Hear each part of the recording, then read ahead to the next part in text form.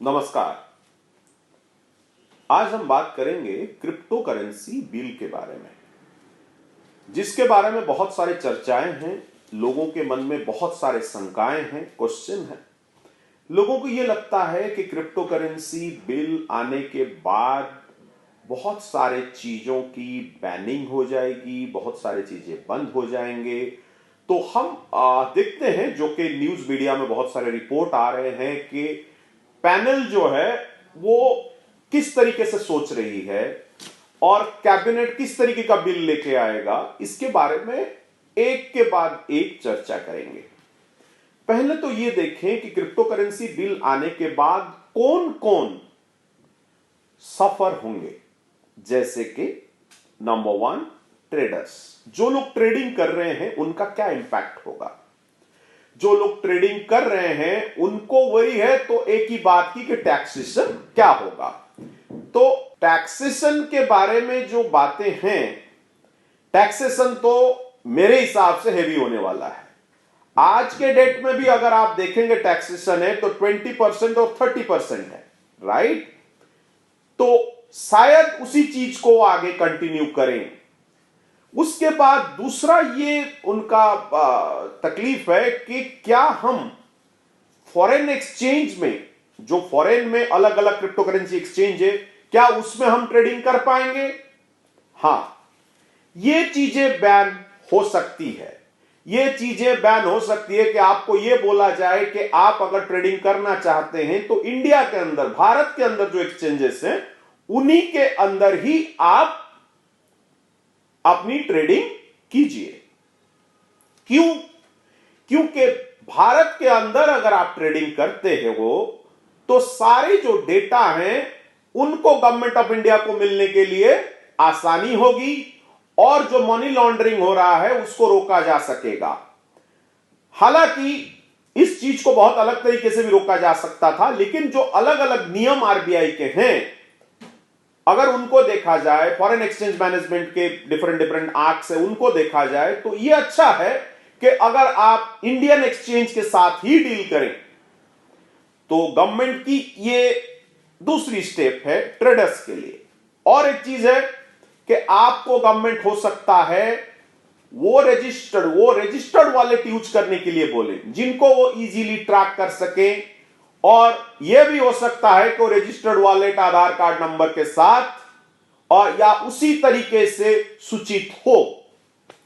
यह ट्रेडर्स के लिए जो अपनी अपनी क्वेश्चंस थे, शायद यह प्रश्नों का उत्तर है।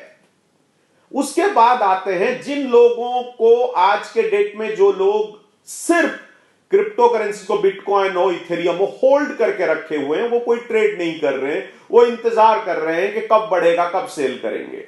उन लोगों के लिए शायद राह बहुत आसान है, क्योंकि गवर्नमेंट ऑफ इंडिया कभी भी इसको पेमेंट सेटलमेंट मोड पे नहीं लेगी। ये कभी भी नहीं बोलेगी कि बिटकॉइन या इथेरियम या कोई भी क्रिप्टो करेंसी में आप पेमेंट दे सकेंगे। क्या बनेगा फिर? वो डिजिटल एसेट। अगर एसेट बनेगा, जैसे गोल्ड है, सिल्वर है, आपके पास है, आप घर में रखे हुए हैं, बाद में आप सेल कर रहे हैं, उसकी प्रॉफिट हो रही है, मुनाफा हो रही है, तो आप उसके ऊपर जो भी टैक्सेशन है वो दे रहे हैं, वो आपका है। तो जिनके पास क्रिप्टो करेंसी है उन लोगों के लिए कोई तकलीफ नहीं है, वो शायद होल्ड करके रखेंगे और उसका फायदा ले सकते हैं या नुकसान भी हो सकता है। उसके बाद आता है किन लोगों को, जो लोग क्रिप्टो करेंसी एक्सचेंज चला रहे हैं। अभी जो क्रिप्टो करेंसी एक्सचेंज चला रहे हैं उनकी तकलीफें बढ़ेगी। क्यों? आज ये सच है। मैं कुछ क्वेश्चन उन लोगों को पूछूं जो क्रिप्टो करेंसी एक्सचेंज चला रहे हैं, आप कहां से बिटकॉइन और इथेरियम खरीद रहे हैं? वो बोलेंगे हम P2P कर रहे हैं, हम इंडियन से खरीद रहे हैं। अभी फिर डिप डाउन जाऊं तो मैं और एक क्वेश्चन पूछूंगा, जिनसे खरीद रहे हो उनकी केवाईसी है? अगर केवाईसी है, वो कहां से खरीदे? वो भी एक क्वेश्चन मार्क है। तो सच तो ही है, ये लोग कहीं ना कहीं बाहर से खरीदते हैं, जो USDT देके खरीदते हैं। ये लोग बात भी करते हैं, या हमें यह लगता भी है, जितना एक्सपीरियंस हमारा है, तो वो जिस तरीके से करते थे बिना गवर्नमेंट ऑफ इंडिया के, बिना आरबीआई के परमिशन की, वो नहीं चलेगा। वो दिक्कतें उनको होगी।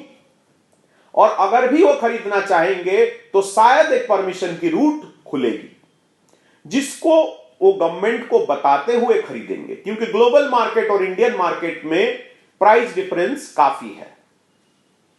चलिए, उसके बाद क्या है, एंटी मनी लॉन्ड्रिंग की चीजें हैं, बहुत सारे रेस्ट्रिक्शंस हैं जिनके through crypto exchange go through करेंगे, और सबसे चैलेंजिंग फैक्टर होगा उनकी लाइसेंसिंग, और लाइसेंसिंग सेबी देगी और उसके बारे में वही निर्णय लेगी।